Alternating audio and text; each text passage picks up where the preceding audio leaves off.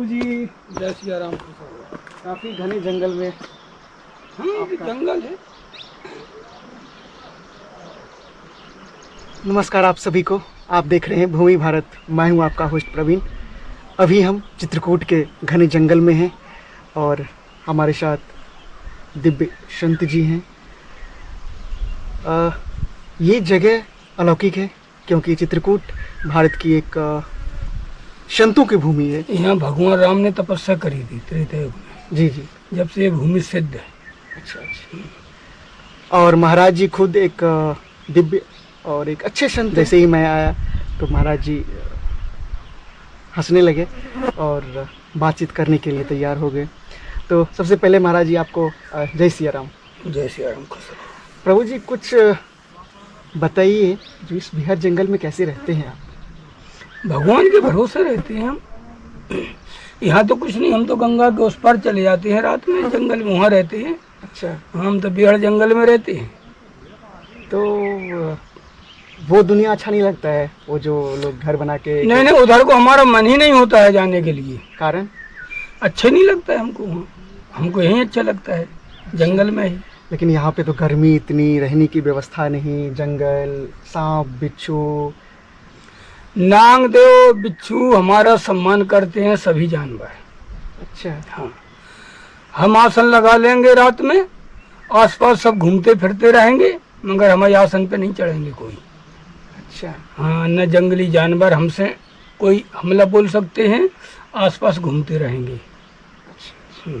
तो आप सोते कहाँ हैं? जमीन पे सोते हैं? जमीन पे नीचे आसन लगा के, कपड़ा बिछा के। मतलब 12 महीना? हाँ, 12 महीने जमीन पे ही, चाहे बरसात हो, चाहे सर्दी हो, चाहे गर्मी हो। अच्छा। तो बेड नहीं लगा? नहीं नहीं, क्यों क्यों ऐसा क्यों? जमीन पे हम इसलिए रहते हैं कि पृथ्वी माता से शक्ति प्राप्त होती है, जहाँ से सीता माता पैदा हुई। हाँ। तो शक्ति प्राप्त होती है हमको जमीन से। जब हम जमीन पे आसन लगाते हैं तभी तो सभी जानवर हमारा सम्मान करते हैं। और अगर हम जमीन पे आसन ना लेते होते, डरते, बेड पे रहते या मचान बना के रहते, तो फिर हमारा कोई जानवर सम्मान नहीं करते, फिर हम पे हमला बोलते। बिल्कुल बिल्कुल। भगवान ही हमारी सुरक्षा करते हैं। बिल्कुल। और प्रभु जी ये जगह मनोरम है। हाँ। और पीछे मंदाकिनी नदी बहती है। हाँ, मंदाकिनी गंगा जी है। और सामने आपकी कुटिया है। हाँ। कितना अच्छा लगता है आपको? तो स्वर्ग है, भगवान का घर है। यहाँ भगवान 11.5 वर्ष रहे त्रेता युग में। भगवान राम तपस्या करी तो उसी समय से भूमि सिद्ध हो गई। संसार में कोई भूमि नहीं है चित्रकूट के अलावा। हाँ, ये तपस्या करने की। ये मैंने बहुत संतों से बात किया है तो यही बात बोले हैं, जो ये चित्रकूट की जो धरती है ना, वो आदि काल से, अत्र मुनि के काल से, हम त्रेता युग से है। हाँ, सिद्ध धरती हाँ। है, सिद्ध स्थल है। हाँ। और इसके लिए आज भी जितने भी संत लोग हैं यहाँ तपस्या करने के लिए लालायित रहते हैं, जो यहाँ पे तपस्या हो और मेरी अंतिम सांस यहीं से छूटे। भाग्य पुरुषों की यहाँ अंतिम सांस छूटती है, यहाँ से निकाल देते हैं भगवान जी, रन नहीं देते। ये भाग्य पुरुष होते हैं, उन्हीं की यहाँ अंतिम सांस टूटेगी। अच्छा। हाँ, ये सिद्ध जगह है ना, उन्हीं यहाँ से तो निकाल दे, चले जाए घूम बे बस। अच्छा महाराज जी ये बताइए, संत लोग अकेले रहते हैं तो अगर कोई परेशानी होती है तो मतलब शरीर अस्वस्थ हो जाता है तो फिर कोई तो देखने वाला नहीं होता है, फिर कैसे इसमें जीवन निर्वाह करते हैं संत लोग? हम तो अपने ही बता सकते हैं, हम दूसरे की नहीं बता सकते हैं। आप अपने बताइए। हम हमारे यहाँ अस्वस्थ हो जाते हैं, हम तबीयत खराब हो जाती है, मगर हम इलाज नहीं कराते। अच्छा। बिल्कुल नहीं कराएंगे, चाहे भले शरीर छूट जाए। आप इलाज नहीं कराएंगे? डॉक्टर के पास नहीं जाएंगे? नहीं नहीं, डॉक्टर के पास नहीं जाएंगे, ना हम डॉक्टर की दवा खाएंगे। क्यों? नहीं। ऐसा क्यों प्रभु जी? इसलिए कि दवाई में उल्टा सीधा सब कुछ आता है मिलकर। हाँ। तो इसलिए हम नहीं खाएंगे। लेकिन प्रभु ने इतनी हमें शक्ति दी, तबीयत हमारी खराब होती है, अपने आप सही हो जाए। अपने आप सही हो जाए। परसों हमको बुखार था। हाँ। कल से ठीक हो। हमको यहाँ 2 साल में 3 बार पेचस लग चुकी। पेचिस? हाँ, पेचिस क्या होता है? पेचिस को मतलब खूनी दस्त। अच्छा अच्छा। हाँ, 3 बार हो चुके 2 साल में, मगर हमने इलाज नहीं कराया, अपने आप ठीक। अरे वाह। तो ये अपने आप ठीक होना कैसे होता है? आम गृहस्थ जीवन में तो ऐसा नहीं होते, डॉक्टर के पास तो जाते हमारे साथ भगवान जी हैं। जो हमने बोल दिया आपसे कि हम जमीन में आसन लगाते हैं, जमीन से हमें शक्ति प्राप्त होती है, तो भगवान जी ही हमारी सुरक्षा में रहते हैं 24 घंटा। अरे वाह। अभी हमने 55 दिन भोजन नहीं लिया था, हाँ, थोड़ा सा जरा सा 24 घंटा में। 55 दिन भोजन नहीं लिए थे? नहीं, क्या ऐसा क्या अनुष्ठान था कुछ, या फिर कुछ ऐसा? भाजपा को हराने के लिए। अच्छा सो हराया है। अच्छा, भाजपा को हराने के लिए आप हाँ मतलब खाना नहीं खाया? हाँ। क्यों? हनुमान धारा के पीछे जंगल में नरसिंह धारा है, नरसिंह भगवान का स्थान है, वहाँ पे हम रहे थे। तो संत को एक पार्टी विशेष लोगों से क्या मतलब, उनको तो अपना काम करना चाहिए संत को। हमें पार्टी विशेष से कोई मतलब नहीं है जी। हमें मतलब इससे है कि नरेंद्र मोदी साधु संतों को सरकारी भूमि पर रहने नहीं दे रहे। हाँ। जैसे यहाँ हम टाटी घाट में हम लोग कुटियाँ बना के रह रहे, तो वन विभाग वाले आते हैं, लड़ते झगड़ते हैं, कहते हैं हम कुटिया तोड़ देंगे, और कोई संत अगर नया आए वो बनाना चाहे तो उसे बनाने नहीं देते। हाँ, ये एक बहुत बड़ी समस्या है। हम अमरकंटक गए, हम चित्रकूट गए। ये धरती जब सनातन की है, संतों की भूमि कहते हैं भारत को, और संतों को ही नहीं रहने दिया जाता है, तोड़ दिया जाता है। आप देख रहे होंगे जितनी भी कुटिया है सबको तोड़ दिया जाता है। कोई अलग से संत बन के आए, रहना चाहे तो नहीं रहना दिया जाता है सरकार के द्वारा। तो ये एक बात सही है। ऋषिकेश में 100 कुटियाँ तोड़वा दें बिल्डोजर से, जी, जंगल से। तो बताइए, आदि काल से सतयुग से साधु संत जंगल में रह रहे, भगवान की तपस्या कर रहे हैं, तो इन्हें कौन सी दिक्कत है मोदी को? तो हमने मांग रखी मोदी जी से 27 नवंबर को 2023 के साधु संतों को सरकारी भूमि पे आजाद किया जाए, कोई रोक ना रहे। सरकारी भूमि पे कुटिया बना के साधु संत कहीं भी भजन कर सकते हैं। कोई गांव के पास रहना चाहता है तो गांव के पास भी होती है सरकारी भूमि, तो कुटिया बना के भजन करेंगे, गांव से अपनी भिक्षा करेंगे। कोई जंगल में रहना चाहता है साधु संत, वो जंगल में रहेगा। तो हमने मांग रखी थी। और दूसरी मांग रखी थी हमने ये कि ट्रेन में पहले साधु संतों का किराया नहीं लगता था, और मोदी जी ने कोरोना के बाद नई व्यवस्था ट्रेन की कर दी, सीट नंबर दे दिया। तो सीट नंबर में अगर साधु संत टिकट नहीं लेंगे तो सीट नहीं मिलेगी। जब सीट नहीं मिलेगी तो वैसे नीचे डले रहो, दूसरों की लातें खाओ, ठोकरें खाओ, तो क्या साधु का सम्मान रहेगा? और टिकट जब लोगे तभी तो सीट प्राप्त होगी। बिल्कुल। तो हमने मांग रखी कि ट्रेन में फ्री यात्रा कराई जाए पूरे देश में साधु संतों को। जिस तरह से विकलांग की बोगी लगती है प्रत्येक ट्रेन में दिव्यांगों की, उसी तरह से साधु संतों की बोगी प्रत्येक ट्रेन में लगना चाहिए। उसमें साधु ही चलेंगे, दूसरा कोई नहीं जाएगा, तभी तो सम्मान होगा। बिल्कुल महाराज जी। संत भगवान है, कलयुग के भगवान रूप हैं। बिल्कुल बिल्कुल। 2 मांग हो गई।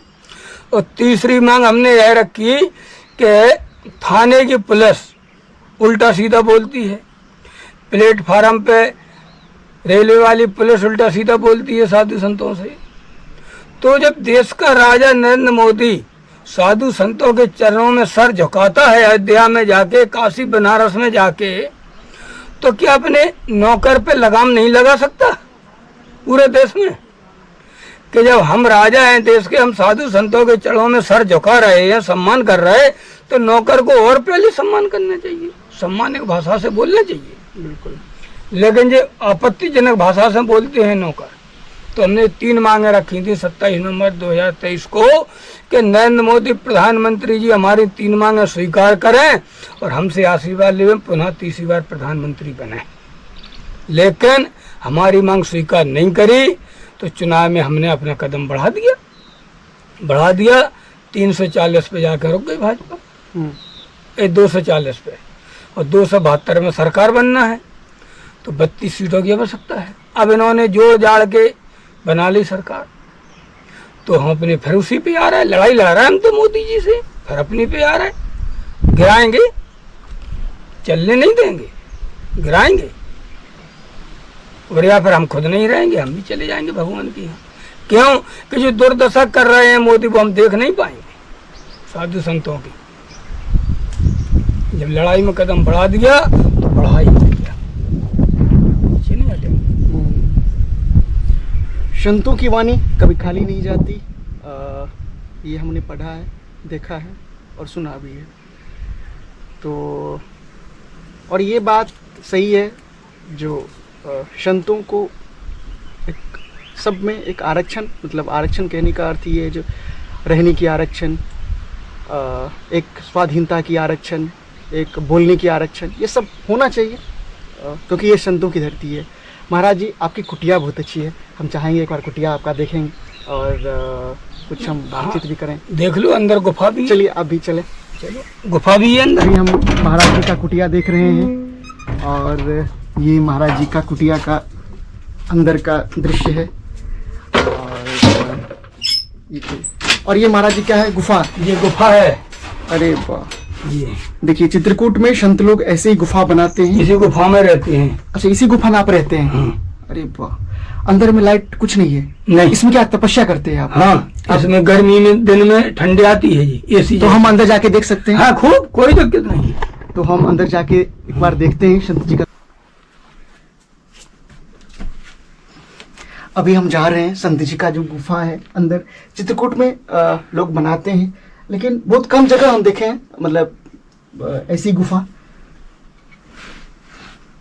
इसमें महाराज जी आप डेली तपस्या करते हैं? हाँ। अरे बाप रे, किस तरह से ये गुफा बनाया गया है। आप देखिए चित्रकूट में संतों जो तपस्या करते हैं वो ऐसी इसी गुफा में तपस्या करते हैं। नमन है ऐसे संतों का, नमन है ऐसी भारत भूमि का जो आज भी ऐसे ही संतों पे ये दुनिया टिकी है।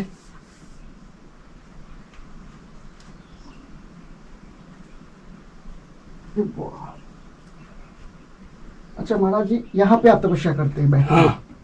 अच्छा, यहाँ पे ऐसे? हाँ, बैठ के ऐसे तपस्या करते हैं। अच्छा, कितनी देर तपस्या करते हैं? घंटा 2 घंटा। अच्छा, कब करते हैं? दोपहरी में करते हैं। अच्छा, गुफा में। लेकिन यहाँ पे तो गर्मी बहुत लग रही है, मतलब अभी लग रही है, हमने रुके रहो 10 मिनट से ठंडे आ जाओ। अरे वाह। अच्छा, ये मिट्टी है? हाँ। अच्छा, मिट्टी को काट के खोदी गई मिट्टी। आप देख सकते हैं मिट्टी को काट करके इस तरह से बनाया गया है। कैसे, आपने खुद बनाया है? हाँ। अरे बाप रे। हाँ, मतलब मिट्टी का है तब तो परेशानी ज्यादा नहीं होगी। तो ये एक गुफा था महाराज जी का तपस्या करने वाला।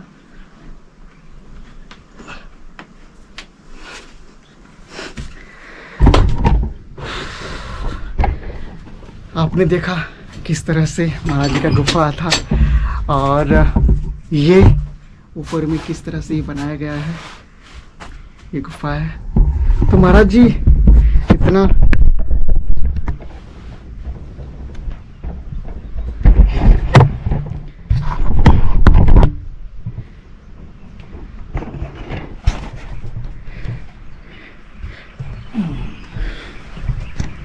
और महाराज जी अंत में ये बताइए जो कैसे लोग घर में बैठ के भगवान की भक्ति करे, कैसे जिया जाए इस युग में? घर में तो छूट रहती है, केवल राक्षस प्रवृत्ति छोड़ना पड़ेगी। और घर में बैठ के भजन करो, हर प्रकार से छूट है। सुबह शाम मिल जाए समय तो भजन करो, सुबह शाम समय अगर नहीं मिलता है तो अपने काम भी करते रहो और मुख से राम नाम बोलते रहो। छूट है, भजन करो जैसे बने तैसे। केवल राक्षस प्रवृत्ति छोड़ना पड़ेगी। राक्षस प्रवृत्ति क्या है? जैसे राक्षस प्रवृत्ति, किसी को गलत सताओ मत, और मांस मंदरा ये विशेष होते हैं राक्षस प्रवृत्ति में। अच्छा। हाँ, और धूम्रपान, ये गुटखा है, बीड़ी है, निषेध है।